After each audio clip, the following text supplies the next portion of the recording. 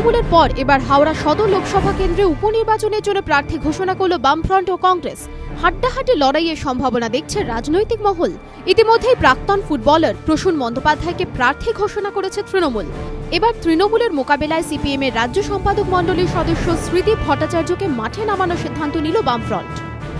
হাওড়া লোকসভা উপনির্বাচনে আলোচনা করে সিদ্ধান্ত হয়েছে যে বামফ্রন্ট মনোনীত সিপিএম প্রার্থী কমরেড শ্রীদীপ ভট্টাচার্য হাওড়া লোকসভার উপনির্বাচনে প্রতিদ্বন্দ্বিতা করবেন।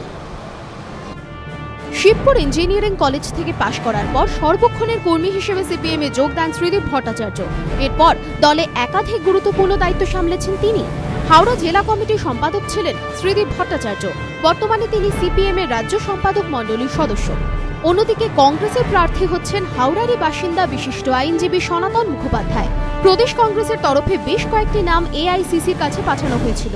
এআইসিসি সনাতন মুখোপাধ্যায়ের নাম চূড়ান্ত করেছে। 2009 সালে লোকসভা নির্বাচনে হাওড়া কেন্দ্রে কংগ্রেস তৃণমূল জোট প্রার্থী অম্বিকা বন্দ্যোপাধ্যায়ের সঙ্গে বাম প্রার্থী স্বদেশ চক্রবর্তীর প্রাপ্ত ভোটের ব্যবধান ছিল 37,392।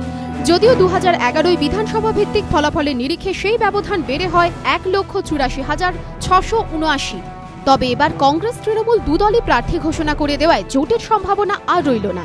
বিজেপি প্রার্থী দিলে লড়াই হবে চতুর্মুখী, ফলে ভোট কাটাকাটিতে অনেক হিসেব নিকেশি পাল্টে যেতে পারে বলে মনে করছে রাজনৈতিক মহল। রাজনৈতিক মহলের মতে রাজ্যে ক্ষমতায় আসার 2 বছরের মাথায় বড়সড় পরীক্ষার মুখোমুখি হতে চলেছে তৃণমূল। কারণ একদিকে পঞ্চায়েত ভোট আটকে আদালতে, অন্যদিকে 13টি পুরসভার ভোট নিয়েও রয়েছে অনিশ্চয়তা। রাজনৈতিক পর্যবেক্ষকদের মতে গার্ডেন রিচ সারদা কাণ্ডের মতো ঘটনায় রীতিমতো কোণঠাসা মমতা বন্দ্যোপাধ্যায়ের সরকার। এই অবস্থায় হাওড়ার উপনির্বাচনের ফলাফল মমতা বন্দ্যোপাধ্যায় সরকার এবং তার দলের জনপ্রিয়তার মাত্রা অনেকটাই ঠিক করে দেবে বলে মনে করছে রাজনৈতিক মহল।